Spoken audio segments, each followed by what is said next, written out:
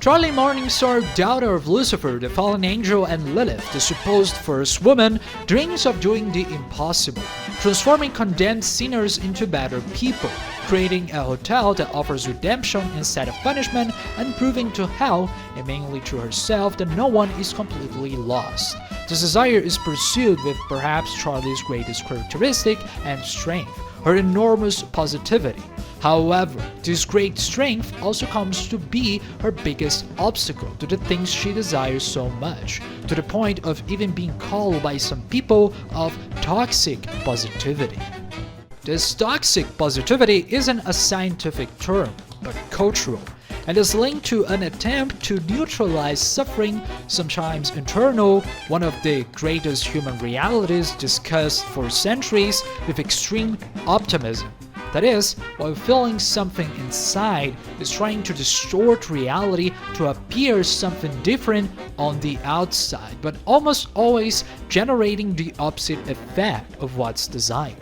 In the hotel, Charlie insists on believing that every soul can change, even when the guests make it clear that sometimes they don't want to, or rather that they don't even try to. A direct example of this is the trust placed in Angel Dust, who arrives at the hotel still completely trapped in addictions, self-pity, and chaos. She always forces herself to say that everything will be fine, without really dealing with the origin of his pain. The result, Angel self-sabotages and puts the hotel at risk. Instead of really seeing the problems he had, especially with his boss, she just tries to solve or even ignore it by the idea that everything can be fine and everything can improve, without even knowing his story, why he was there, and what was going on throughout his life, or in this case, in his death as well. Already in the first episode, she appears singing and dancing, even in the face of all the death, violence, and moral depravity in hell. It's as if she starts to deny what exists around her in favor of the world she desires so much. And as Hazbin himself says at a certain point, perhaps even to escape certain internal pains, especially related to her mother, who apparently abandoned her without any explanation.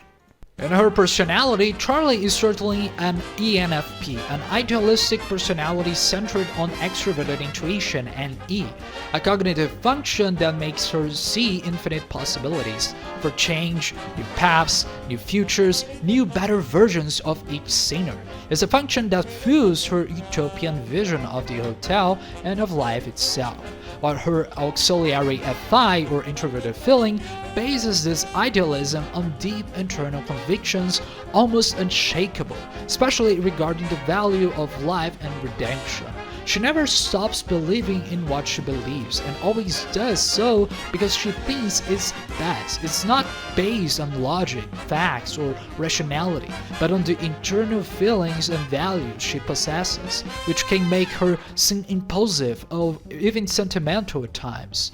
But this is where the problems arise. When these functions become unbalanced, Charlie fails to see her own shadow, her inferior SI, or introverted sensing, which, as we saw in Alistair, is both linked to strategy, practical limits, and planning. Things almost non-existent on Charlie, especially when she tries to replicate the action of making someone go to heaven, and due to the lack of methodology and attachment to details, she fails miserably. She doesn't know how to learn from the past, so to speak. This is because SI is a function linked to attachment to reality, to what already exists and has existed.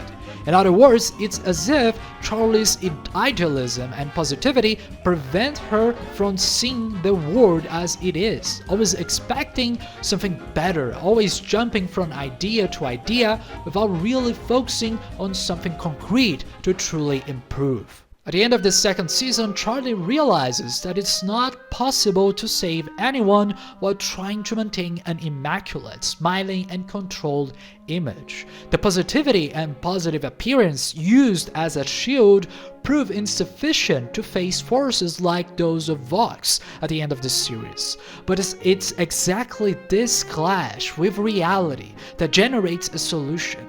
That is, it's not abandoning the dream she has, but adjusting it appropriately. No positive, idealized, or perfect reality can come to happen without first admitting the reality that already exists here.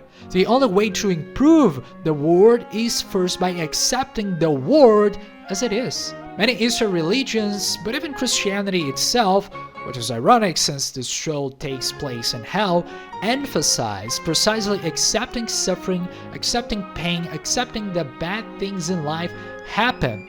But regardless of any of those things, no matter how humiliated or even crucified a person might be, in the end, it's always possible, as Charlie so desires, to find peace, to find redemption, and to create a better world despite all that.